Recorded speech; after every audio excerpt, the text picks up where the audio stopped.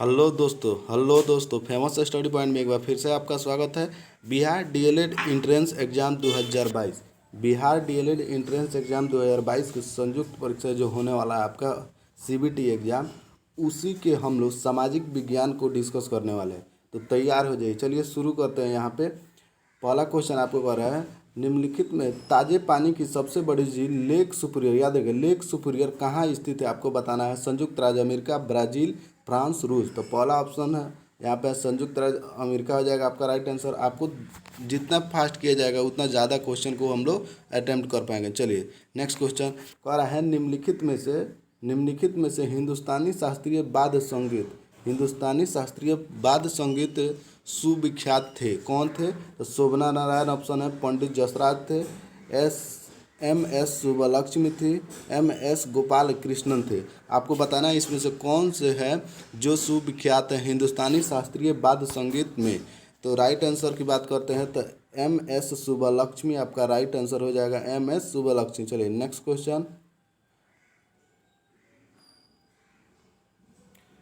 Question 3 number question आपको क्या कह रहा है तो 3 नंबर क्वेश्चन आपको कह रहा है, निम्नलिखित में से किसने कम से कम 2 बार नोबेल पुरस्कार प्राप्त किया है? निम्नलिखित में से किसने कम से कम 2 बार नोबेल पुरस्कार प्राप्त किया है, आपको बताना है। ऑप्शन है Winston Churchill, Woodrow Wilson, madam Curie, Kofi Annan. आपको बताना है जो कौन ऐसे व्यक्ति हैं जिन्होंने कम से कम 2 बार नोबेल पुरस्कार प्राप्त किया है।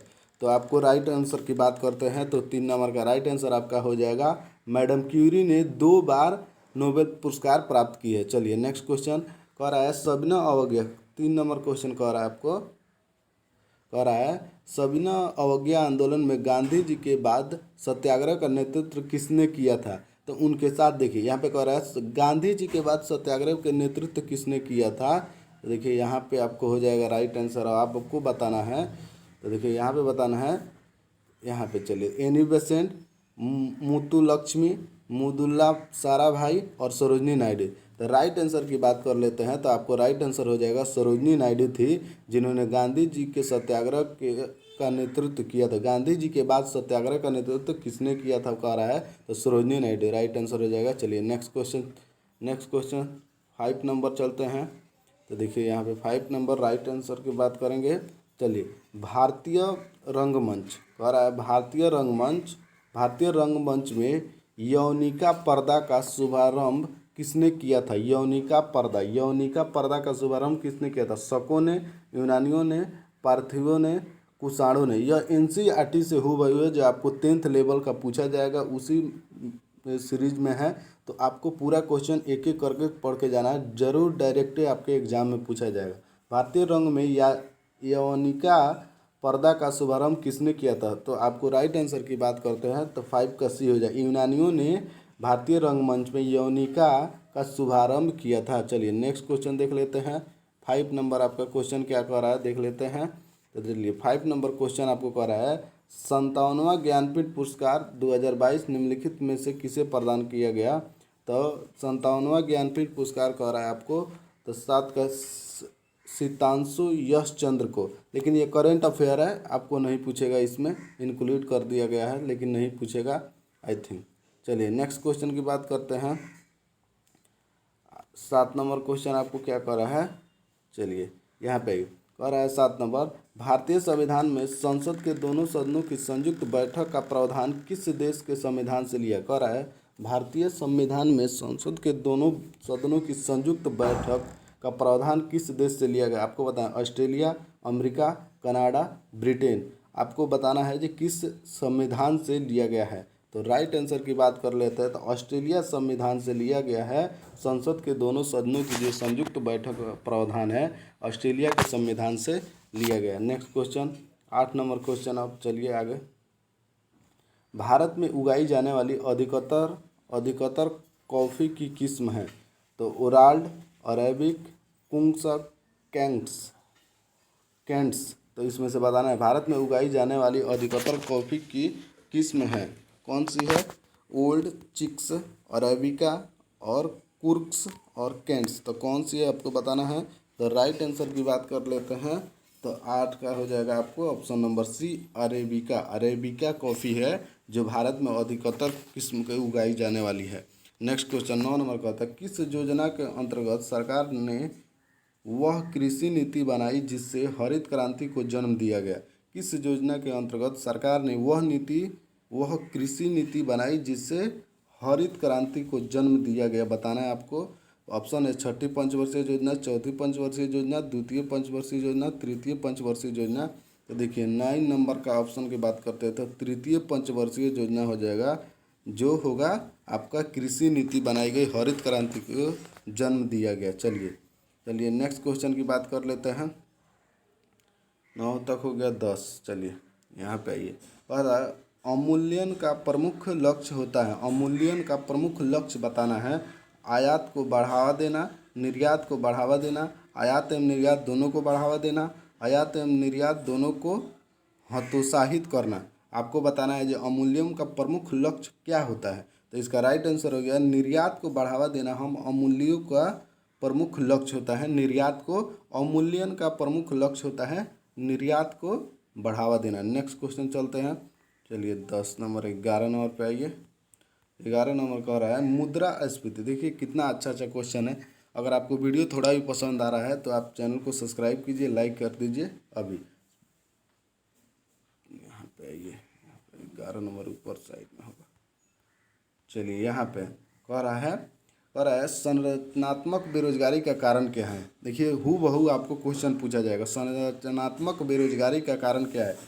अविस्फीति का अवस्था, कच्चे माल की कमी, भारी उद्योग अभिनति, अपर्याप्त उत्पादन की क्षमता। बताना है आपको जो संरचनात्मक बेरोजगारी होती है, बेरोजगारी कई प्रकार की होती है, प्रच्छन्न बेरोजगारी होती है, उसी प्रकार संरचनात्मक बेरोजगारी, उसका मुख्य कारण क्या है आपको बताना है। अविस्फीति की अवस्था, कच्चे माल की कमी, भारी उद्योग में अभिनति, अपर्याप्त उत्पादन क्षमता। तो बताना है 11 का राइट आंसर की बात करेंगे तो अपर्याप्त उत्पादन की क्षमता, अपर्याप्त उत्पादन की क्षमता। चलिए नेक्स्ट क्वेश्चन कह रहा है भारतीय संविधान ने भारत को किस प्रकार वर्णित किया है। भारतीय संविधान ने भारत को किस प्रकार वर्णित किया है। भारतीय संविधान ने भारत को किस प्रकार वर्णित किया है। तो राज्यों एवं संघ क्षेत्रों का महासंघ हो गया। उसके बाद कह रहा है एक राज्यों का संघ है भारतवर्ष और एक महासंघीय राष्ट्र है। तो हम जानते हैं जो भारत एक राज्यों का संघ है, यह पहले ही आर्टिकल में कहा भारत के राज्यों का संघ है। चलिए नेक्स्ट क्वेश्चन 12। उसके बाद नेक्स्ट क्वेश्चन चलते हैं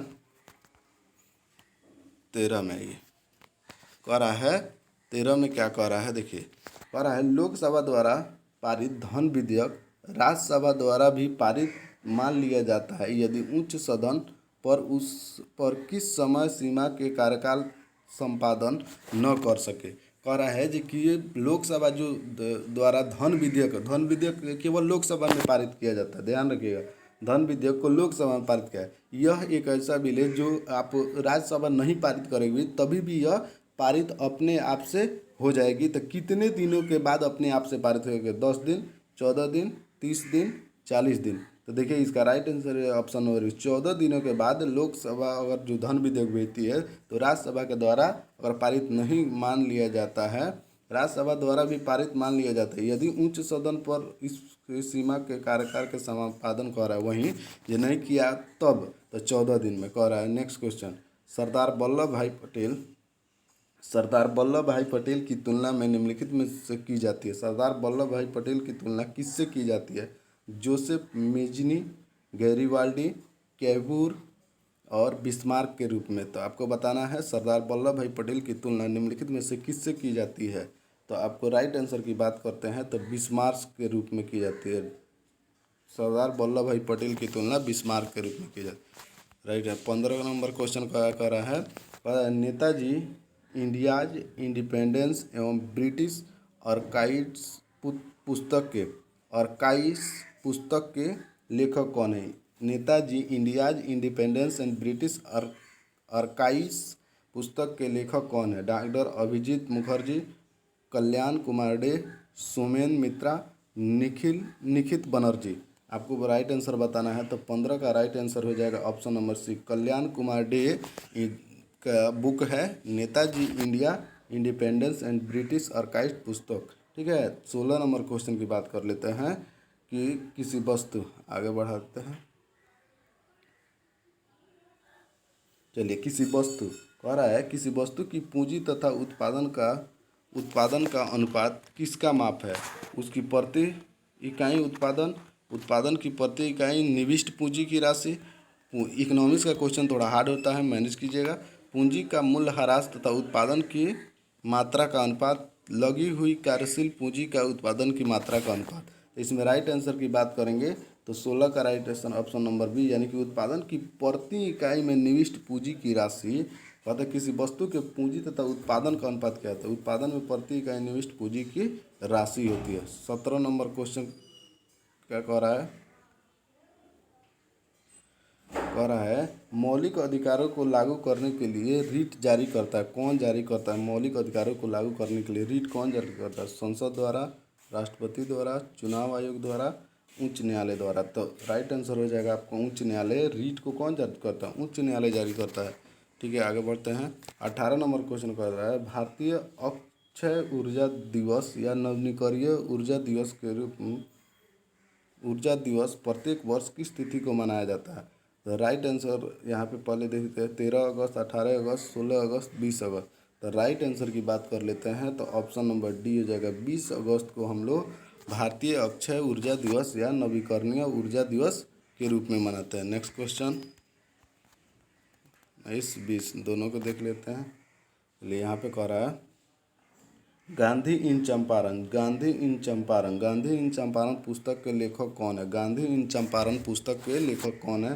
रामकमल मुखर्जी, डॉक्टर के.पी. माथुर, दीनानाथ गोपाल तेंदुलकर और दीपक सुराना। तो आपको राइट आंसर बताना है कि गांधी इन चंपारण बुक के लेखक कौन है। तो गांधी इन चंपारण बुक के लेखक है दीनानाथ गोपाल तेंदुलकर।